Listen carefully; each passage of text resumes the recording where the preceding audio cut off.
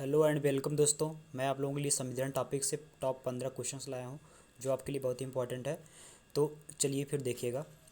भारतीय संविधान सभा ने भारतीय राष्ट्रीय ध्वज की रूपरेखा को अंगीकृत किया है। तो आपको इसका राइट आंसर बताना है। भारतीय संविधान सभा ने भारतीय राष्ट्रीय ध्वज की रूपरेखा को अंगीकार किया है या अंगीकृत किया है। तो इसका राइट आंसर बताना है। इसका जो होगा अंगीकृत कब हुआ था, तो 22 जुलाई 1947 को हुआ था। तो इसमें जो हो 22 जुलाई 1947 इसका राइट आंसर हो जाएगा। ठीक है दोस्तों, तो अगला क्वेश्चन देखेंगे। अगला क्वेश्चन है, भारत संविधान सभा के कितने उपस्थित सदस्यों ने संविधान पर हस्ताक्षर किया। तो आप लोगों को इसका राइट आंसर बताना है। संविधान सभा के कितने कितने उपस्थित सदस्यों ने संविधान पर हस्ताक्षर किया। तो इसका आप लोगों को राइट आंसर बताना है। इसका राइट आंसर क्या होगा, तो आप लोग को बताना है। तो 284 जो सदस्य थे हस्ताक्षर किए थे। इसका राइट आंसर हो जाएगा 284। ठीक है दोस्तों, अगला क्वेश्चन देख लेते हैं। अगला क्वेश्चन क्या है, संविधान के लिए संविधान सभा की रचना हेतु संविधान सभा का विचार निम्नलिखित में से सर्वप्रथम किसने प्रस्तुत किया। तो इसका राइट आंसर आपको बताना है। तो इसका राइट आंसर क्या होगा, तो आप लोग बताइएगा। इसका राइट आंसर जो हो जाएगा स्वराज पार्टी ने 1924 में। इसका राइट आंसर हो जाएगा। तो अगला क्वेश्चन देखेंगे। अगला क्वेश्चन क्या है, अगला क्वेश्चन है, भारतीय संविधान सभा के प्रथम दिन के अधिवेशन की अध्यक्षता इन्होंने की थी।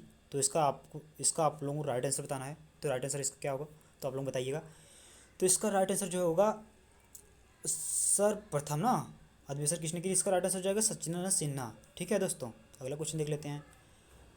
भारत भारत के संविधान का निर्माता किसे माना जाता है। तो आप लोगों को इसका राइट आंसर बताना है।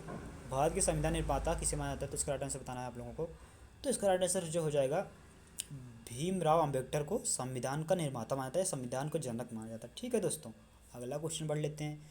अगला क्वेश्चन क्या है, निम्नलिखित में कौन सा आज़ाद हिंद फौज के प्रमुख अधिकारी थे। तो आप लोगों को बताना है आज़ाद हिंद फौज के प्रमुख अधिकारी कौन थे। तो आप लोगों को बताना है। तो इसका राइट आंसर जो होगा शाहनवाज खान। ठीक है दोस्तों, शाहनवाज खान। ठीक है, अगला क्वेश्चन देखते हैं।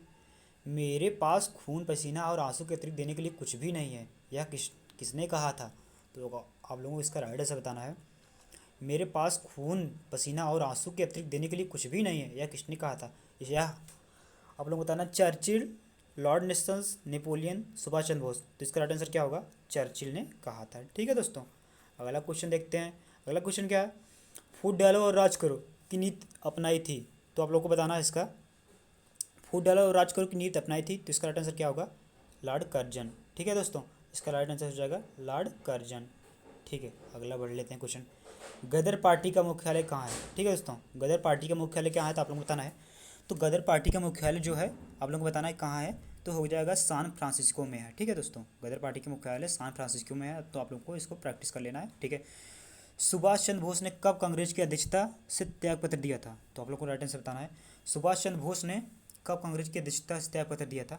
तो इसका राइट आंसर हो जाएगा 1939। ठीक है दोस्तों, अगला क्वेश्चन देखते हैं। अगला क्वेश्चन क्या है, किन राष्ट्रीय नेता को लोकहितवादी कहा जाता है। ठीक है, किन राष्ट्रीय नेता को लोकहितवादी कहा जाता है। तो आप लोगों को इसका राइट आंसर बताना है। इसका राइट आंसर जो हो जाएगा इसका राइट आंसर बताना है आप लोगों को। तो इसका हो जाएगा गोपाल हरि देशमुख। ठीक है दोस्तों, इसका राइट आंसर हो जाएगा गोपाल हरि देशमुख।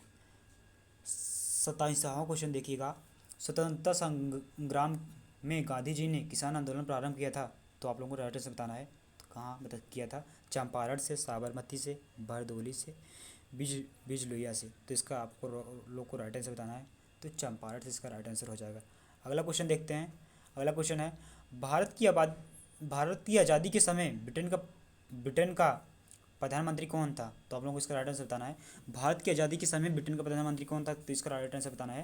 तो इसका राइट आंसर जो हो जाएगा लॉर्ड रिपन जो था भारत की आज़ादी के समय, जब भारत आज़ाद हुआ था 1947 में, जब भारत आज़ाद हुआ था तो उस समय जो ब्रिटेन के इंग्लैंड के जो प्रधानमंत्री थे लॉर्ड रिपन थे। तो अगला क्वेश्चन देखिएगा, 1935 के भारत सरकार अधिनियम का निर्णय भारत सरकार के अधिनियम किस निर्णय से संबंधित है। तो आप लोगों को बताना है। तो इसका जो राइट आंसर हो जाएगा, इसका राइट आंसर जो हो जाएगा आप लोगों को बताना है। इसका राइट आंसर हो जाएगा प्रांतीय स्वतंत्रता से। ठीक है, भारत छोड़ो आंदोलन कब हुआ। ठीक है, आप लोगों को राइट आंसर बताना। बहुत अच्छा है क्वेश्चन है। भारत छोड़ो आंदोलन कब हुआ, तो आप लोगों को इसका राइट आंसर बताना है। भारत छोड़ो आंदोलन कब प्रारंभ हुआ, ठीक है, तो आप लोगों को इसका राइट आंसर बताना है। इसका जो राइट आंसर हो जाएगा 1942 में भारत छोड़ो आंदोलन प्रारंभ हुआ। तो आज के लिए इतना ही दोस्तों। Thank you so much watching my video and ऐसे ही वीडियो देखने के लिए लाइक सब्सक्राइब जरूर करिएगा।